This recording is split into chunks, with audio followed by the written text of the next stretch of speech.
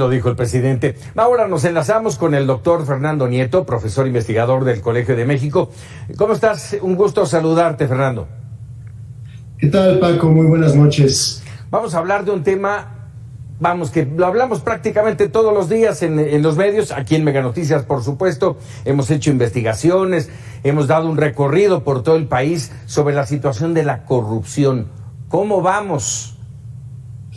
Pues no muy bien. Un poco seguimos en las mismas, me temo. La corrupción sigue siendo uno de los problemas que más le preocupan a los mexicanos. En casi todas las encuestas que tenemos sigue estando en el top 5 de las principales preocupaciones. La percepción de corrupción sigue siendo altísima. 9 de cada 10 mexicanos piensan que la corrupción ocurre frecuente o muy frecuentemente en México.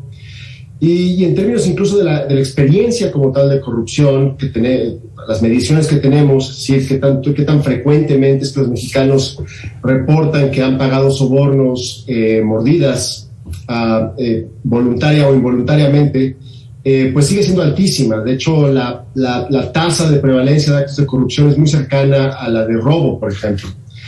Y no solo eso, digamos, 25 de los 32 estados han visto un aumento en la prevalencia de actos de corrupción de 2013 a 2019, ya entrada a esta administración. Y pues nada, pues estamos en eso. Me temo que hasta ahora los datos, la terca realidad, me temo, muy a pesar de los discursos, pues muestra que no estamos resolviendo necesariamente el problema.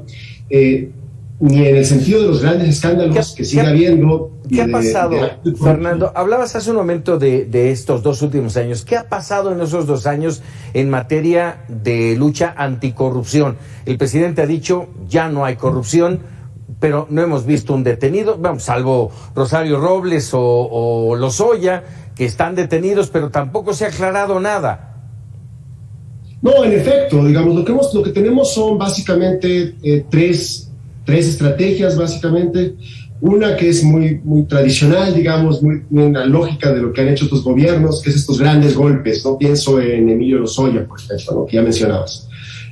Que sin embargo, por cierto, no han sido particularmente fructíferos ni en cadenas, en condenas, ni en la desarticulación de redes de corrupción. Una segunda estrategia tiene que ver con lo que ha estado haciendo la UIF, la Unidad de Inteligencia Financiera, que es, de nuevo, pues ciertas denuncias, localizar ciertos actores y particularmente pues tratar de mapear algunas redes de corrupción.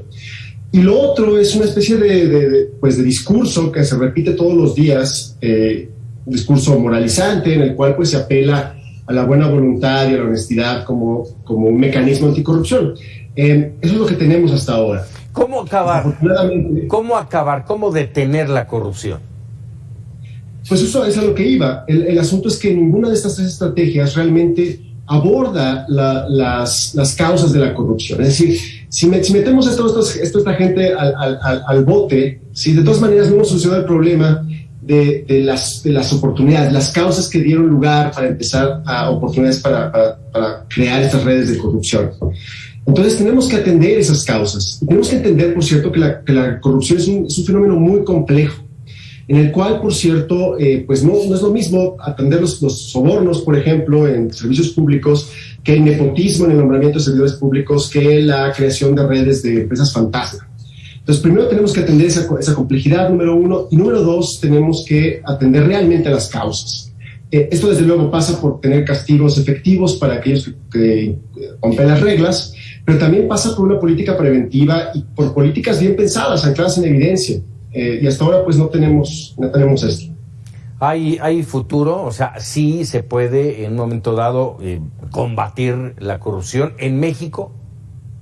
Sí, yo creo que tenemos muchos diagnósticos, tenemos mucha evidencia. Hay otros países similares a los de México, en otros momentos que han tenido transiciones de un problema de corrupción generalizada a culturas menos corruptas. Ciertamente yo creo que hay esperanza al final del túnel. El asunto es si hay voluntad, número 1, y si vamos a entrarle al tema pues con la complejidad técnica que demanda, más allá de los discursos y las buenas intenciones. Si no, pues me temo que seguiremos empantanados.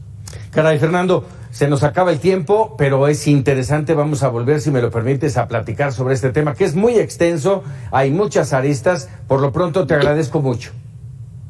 Hombre, Paco, muchas gracias por la invitación. Muchas gracias. Fernando Nieto, profesor e investigador del Colegio de México. Vámonos ahora con Luz María Limón.